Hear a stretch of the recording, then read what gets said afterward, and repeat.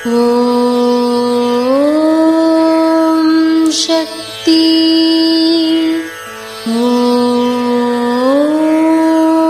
சக்தி. ஓம் சக்தி.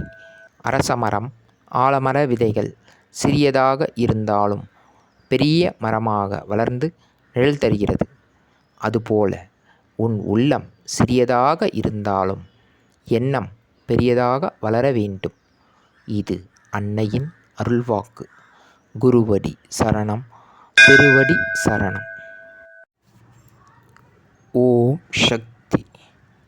சக்திகளே, உங்களுடைய கருத்துக்கள் மற்றும் அனுபவங்களை கீழ்காணும் மின்னஞ்சல் முகவரிக்கு வீடியோ வடிவிலோ ஆடியோ வடிவிலோ எங்களுக்கு அனுப்பவும்.